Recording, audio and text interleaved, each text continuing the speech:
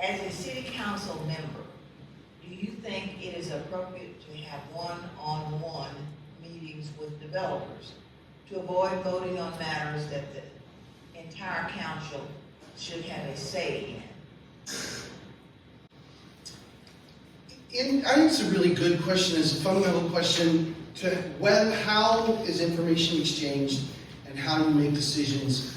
I don't think there's a problem with having one-on-one meetings with councilors. I know others in the community don't share that view, but I'll explain a little bit why I think that's fine. If you want to be able to convey to a potential developer what is a suitable thing that your community has already let you know is something that they're interested in, the type of development, the type of preservation, the types of bumper rails and restrictions, so that that developer can talk to you, can talk to the other councilors, and determine if this is something that they can provide, so that because time is money, and they need to fail quick if they're going to fail quick.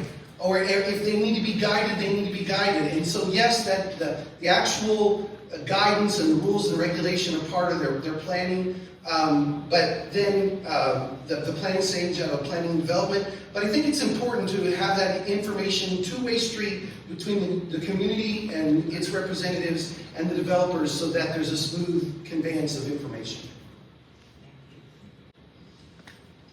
Ms. Ellis? Lydia, do you mind asking the question again, please? As a city council member, do you think it is appropriate to have one-on-one meetings with developers to avoid voting on matters that the entire council should have a say in? No, I don't believe having meetings one-on-one with the developer as a city council member is appropriate. I didn't think it was appropriate when I was on the Planning and Zoning Commission either. I think that's what public meetings are for.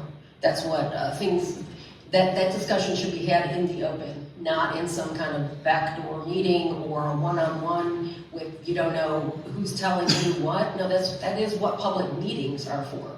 Ask the questions, certainly at least in the work session, which is a public meeting, at least it's recorded. If it can't be done in council chambers, which if it's a public hearing, it certainly should be done in council chambers. So no, transparency is of the utmost importance with development issues.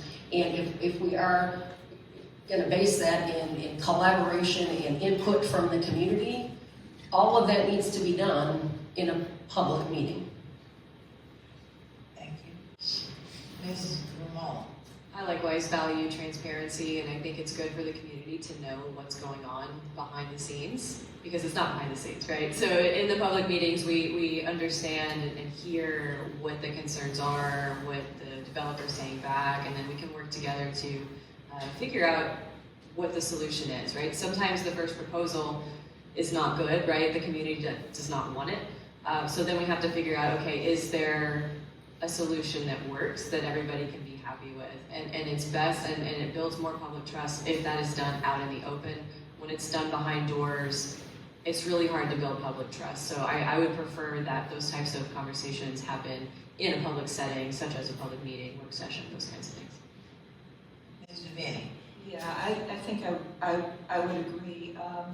Anybody who's going to have business, specifically in front of council, communications with them need to be above board. That said, a council member might want to try to create a solution by bringing people together outside of a public meeting. You can conceive of questions where you know that there's going to be a conflict, and maybe you could have a little bit of mediation going on. But I don't think there should be any meetings one-on-one between a council member and a business person who might be profiting from that relationship.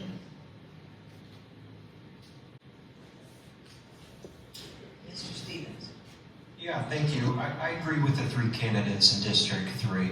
It's completely inappropriate to ever, under any circumstances, meet one-on-one with a developer. And this is about transparency, right? You want to be trusted. You want your constituents to know that they trust you. And so there's a lot that goes into that. I mean, you shouldn't be going to their Christmas parties like a lot of our councilors do as well. You know, you look at some of these campaign finance reports, and just to be clear, there's no one up here, but if you look at past campaign finance reports of some individuals on the left and on the right, they're receiving tens of thousands of dollars from developers and then meeting with them in private. And then in a few weeks voting on one of their projects. I mean, that kind of stuff is what makes individuals not trust government. And I think that that's what's such a shame. That's why when the campaign finance reports were due, there was some scuttlebutt about where I received my money, and I released it because my largest donor was my mom. Not a developer, you know, it was my mom. And so, yeah, I think that transparency is just really important. I'll also add we need stricter regulations. You know, it was, I think, a year ago where council tried to pass that you'd even have to disclose meeting with a developer. And a majority of council wouldn't approve of that. They said, well, we're too close to an election, so we don't want to do that. I mean, that's silly. We just need more transparency in the city. Thank you.